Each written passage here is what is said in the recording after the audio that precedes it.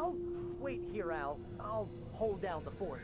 I'll be with you in spirit every step of the way, Al. Walk through the door now.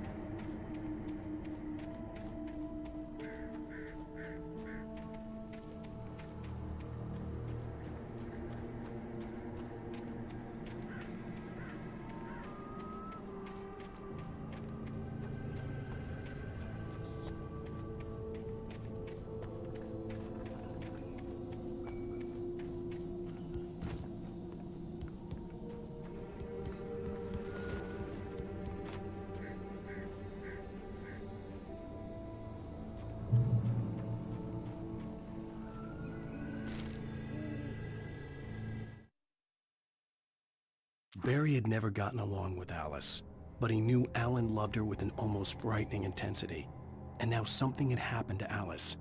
And here was Al armed with a gun and saying things people got put in padded cells for.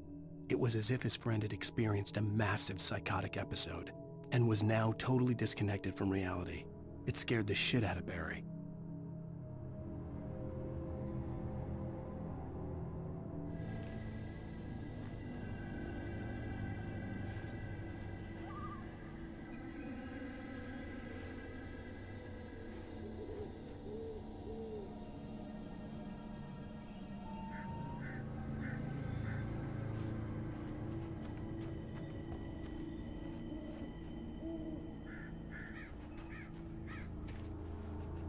I knew I should have gone to the cops. This wasn't the smartest thing I'd ever done, but I was still angry with Barry for trying to talk me out of it. These people had called me right in the sheriff's station.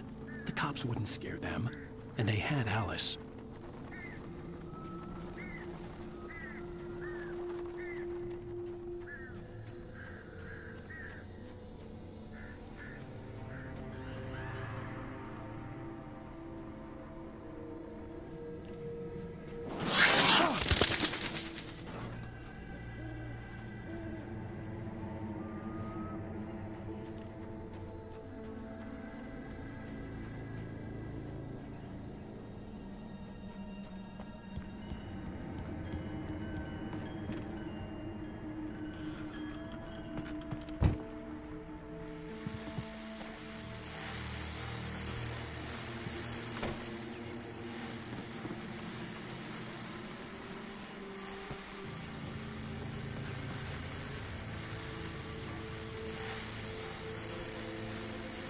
Welcome back to the show, folks. As promised, our very own Dr. Nelson has just parked his rear end in the studio. Doc, what's your Deerfest plan like?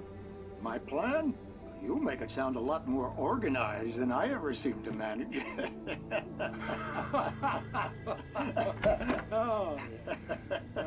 No plan, really, just taking the atmosphere. I'm getting a little too rickety to do much more than that, you know. Oh, tell me about it. No sack race for us older gentlemen, huh? Yes, exactly, Pat. But I'm gonna check out the parade, of course. And I'll be one of the pie contest judges, too. Well, that takes a different kind of constitution. Oh, yeah, it's my kind of exercise. Now, Doc, seriously, you're in pretty good shape, though. You're the outdoors type. I know for a fact you're an avid fisherman. That's right. Matter of fact, just caught a heck of a largemouth bass early this morning. But you're not taking part in the fishing contest? No, not this year. See, Pat, I'm just not that competitive anymore. Now I just like to take my time and enjoy the peace of it. It's no fun if I need to worry about what I'm catching, you know? Well, considering your track record, the participants are probably pretty happy you feel that way. Well, Pat, that's kind of you to say.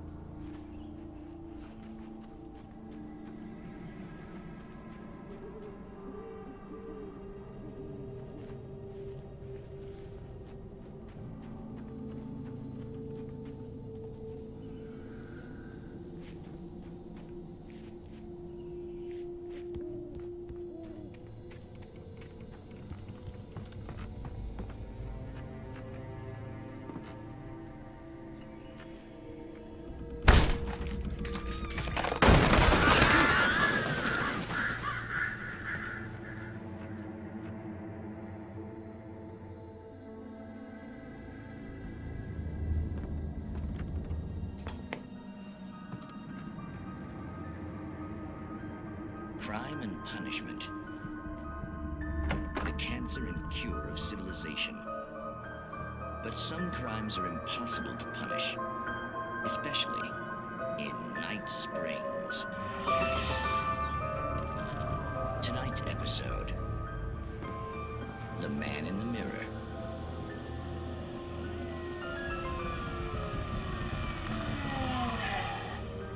He's inside, Agent. He's a weird one. So, you're confessing to killing that guy, huh? Why? Had it coming? Yeah, but why would you do that? I mean, you're a nice guy. Normal. Took a kid to a soccer game. So how come at the game, you pick a guy and, quoting from the arresting officer's report here, assault the victim's head area repeatedly with the weapon of choice being a pair of bare fists? Wow, that sentence really flows, huh? Maybe you're not the literary type. Okay, so you mess him up. But why? Who was that guy? We couldn't ID him. Why would a guy like you do him like that? I didn't like his face? Well, you must have hated it, because you really went to town there. I mean, there's no way to tell what he looked like. No ID on him either. That must be difficult. But then we ran the fingerprints. Got a match. Your prints. Identical. Huh, how about that? Your son said you were wearing a white shirt when you took him to the game. But the white shirt is on the dead guy. It's plenty red now. You won't get away with this. Do you really think that's in any way relevant to me? I had plenty of time to talk to my boy before the cops arrived, you know? He won't stop screaming, am I right? You think he's ever gonna be okay? I left my mark. Believe me. You bastard. What? You gonna shoot me? What's the point? I'm going to prison. You got me. I don't understand any of this. And you never will. Don't worry. Maybe you'll see me again, Agent. Maybe in the mirror.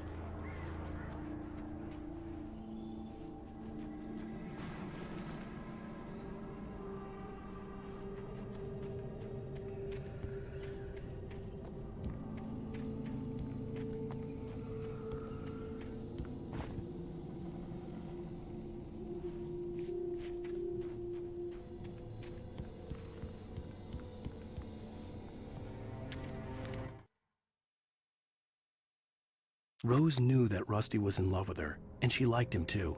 She liked him a lot. He taught her to dance, and life had certainly taught her the value of a man who was gentle. He treated her well, made her smile, made her feel good. But Rusty wasn't the prince of her dreams, and that tended to underline the unbearable truth. She was no closer to that Hollywood magic than he was.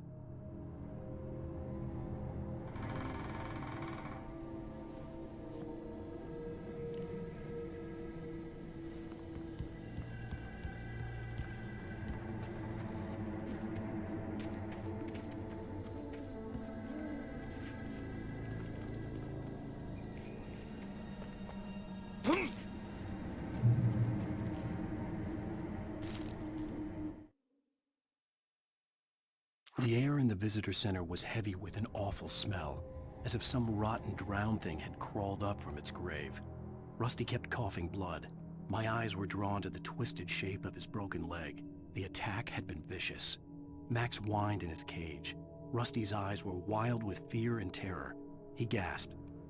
"Mr. Wake, it happened just the way it was on that page."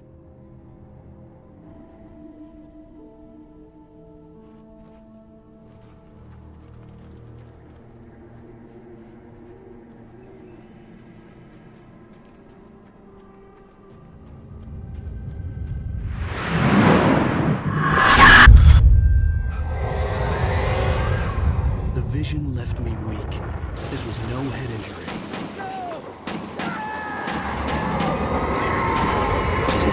Damn. Rusty, hang on! I'm coming! Please, help me!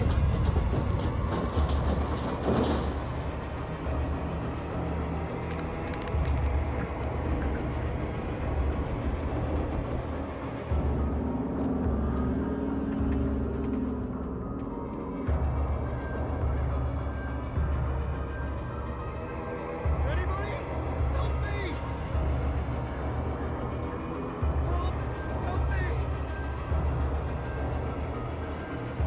Can you hear me? Anyone? Please help! Help me!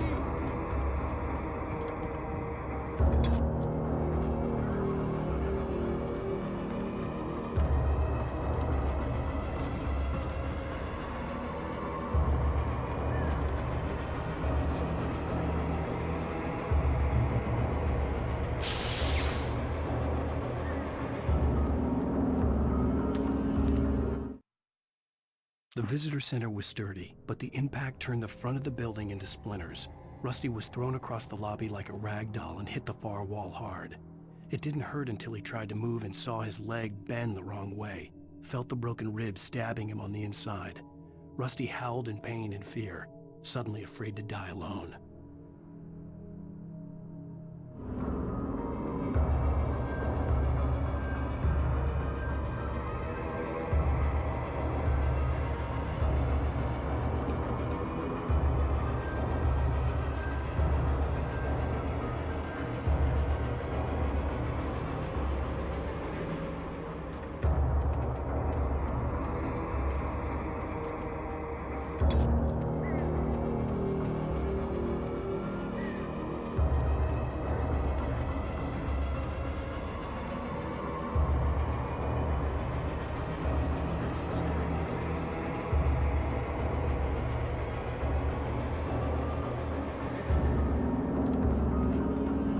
The ranger's office was locked. I'd need a key to get in.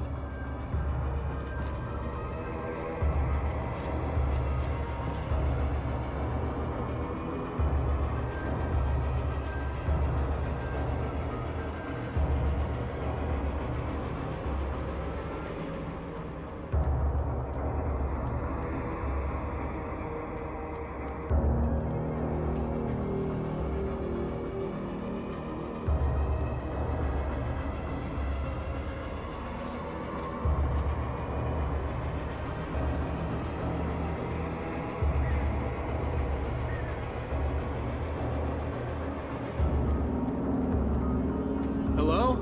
Back here! I'm back here! Hey! Please help me!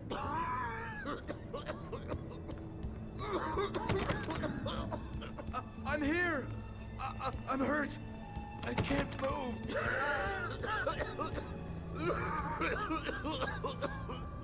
Please help me! Mr. Wake? Oh, hell. It happened just the way it was on that page. I found. Came true. It knew. So dark. It'll come back for me. You must... The lights. In the office. I have the key. Okay, Rusty. Hang on. I'll be right back. Whatever did this couldn't be far. Rusty had found a page from the manuscript. It would help me understand what had happened. Shh, good boy.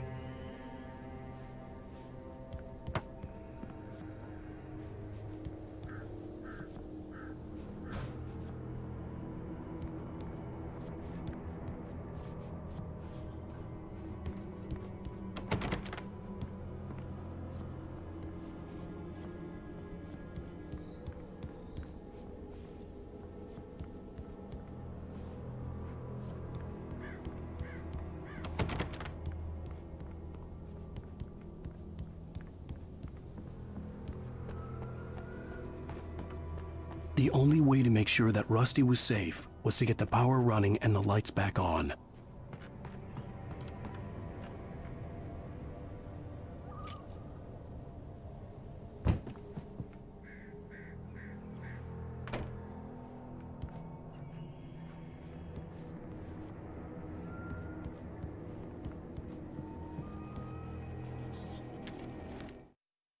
At the last instant, I changed direction and threw myself down. The axe splintered the trunk of a tree. I stumbled into the pool of bright light. My lungs burned. I was too exhausted to move. I tensed as I waited for the killing blow, but it never came. I raised my head. Nothing moved in the darkness beyond. For the moment, bathed in the cold light, I was safe.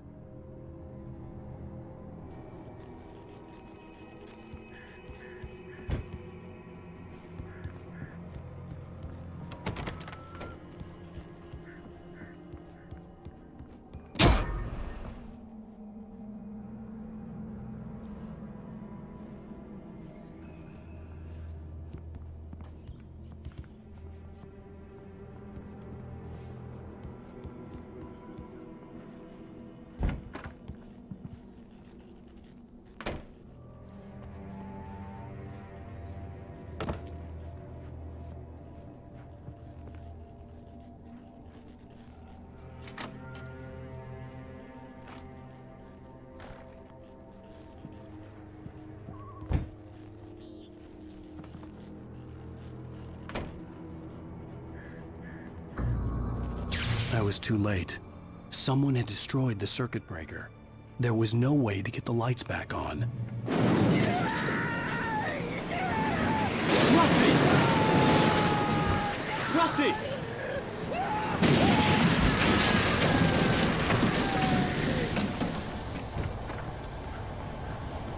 The ground was covered with oily patches that looked like liquid darkness.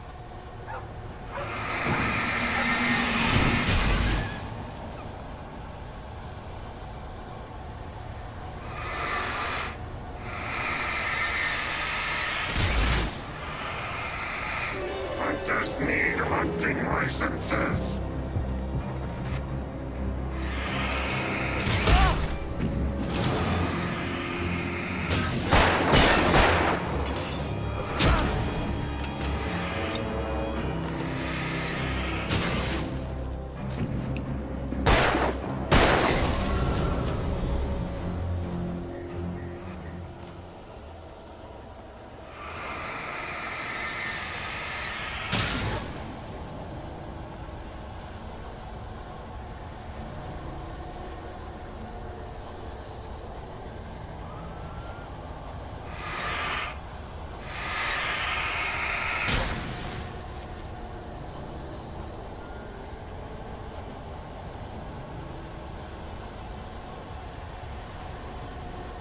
Something had torn a mammoth-sized hole in the wall.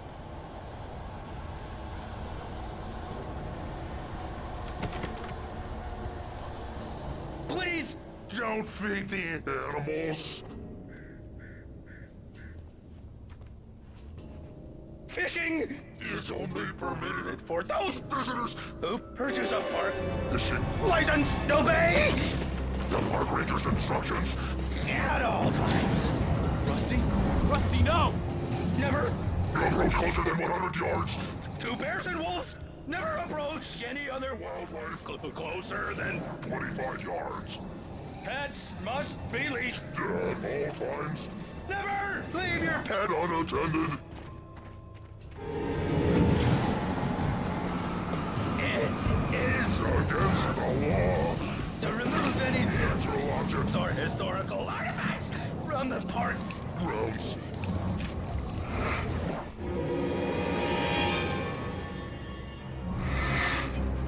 This includes even rocks. You may find along the river. Even cemeteries.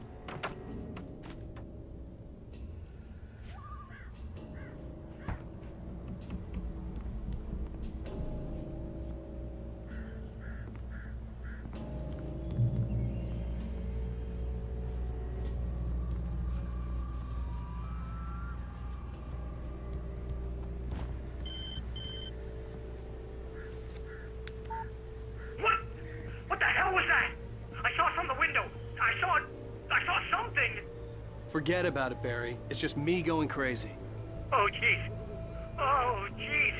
You're not crazy. I wish you were crazy, but you're not crazy. Ow, be careful. Stay in the cabin. Don't open the door for anyone. I mean it.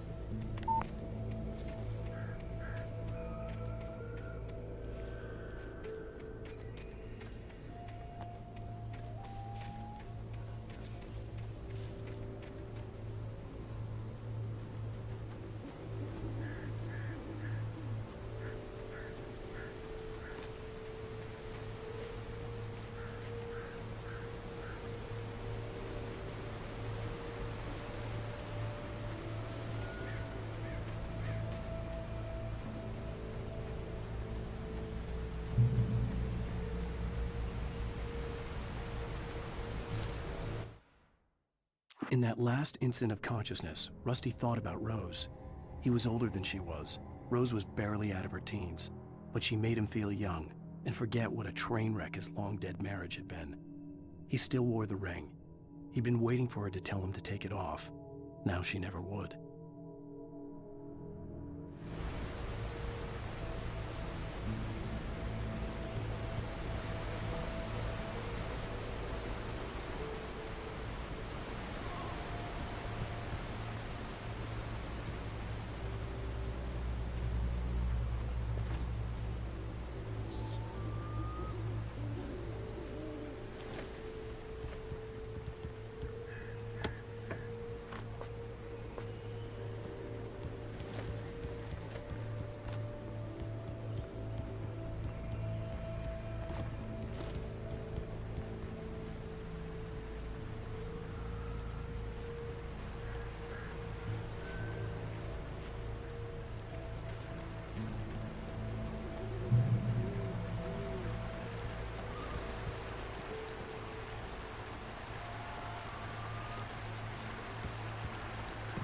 Lover's Peak was at the far end of the nature trail,